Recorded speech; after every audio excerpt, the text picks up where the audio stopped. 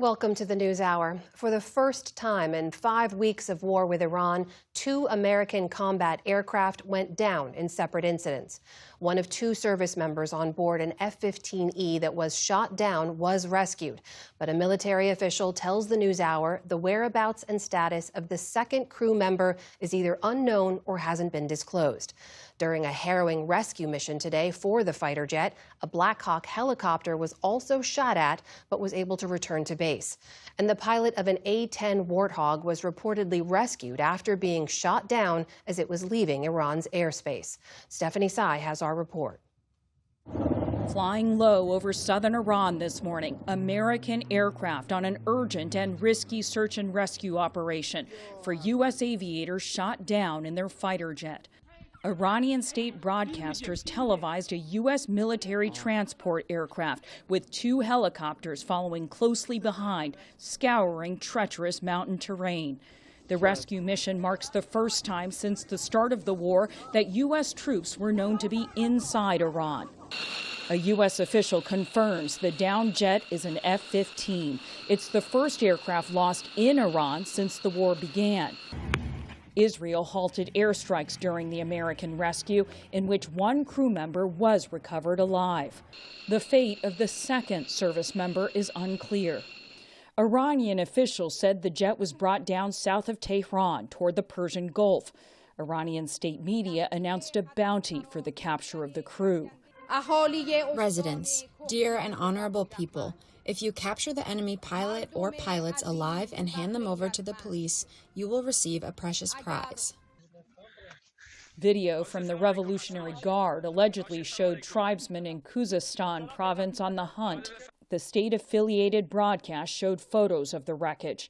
The half-destroyed logo on what appears to be a stabilizer fin, intact, would have read, U.S. Air Forces in Europe. Another photo being circulated seems to show one of the crew members' ejector seats.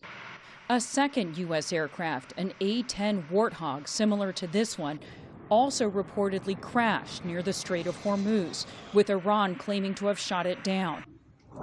The Americans were shot down a day after President Trump touted the bombing of Iran's largest bridge. Iran says the collapse killed at least 8 people and injured nearly 100 Iranians. Many gathered for outdoor celebrations on the last day of the Persian New Year. A U.S. official told PBS News that the bridge was a planned military supply route for Iran's missiles and drones. But Iranian officials said it was used only by civilians. There was absolutely no military use or transportation of military equipment here, and there is no military base in the vicinity. This attack shows the ultimate savagery and hostility of the enemy.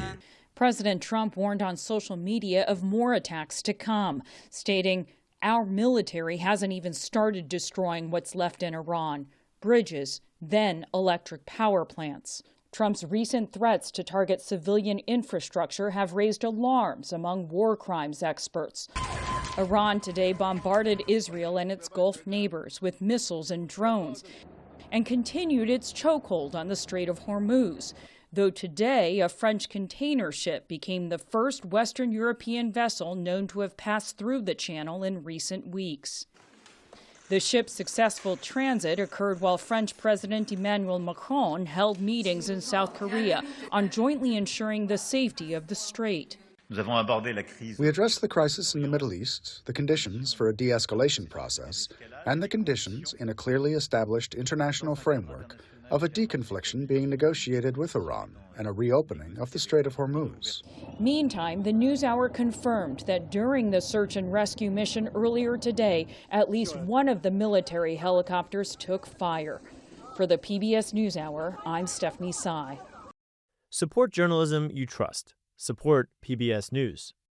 Donate now, or even better, start a monthly contribution today.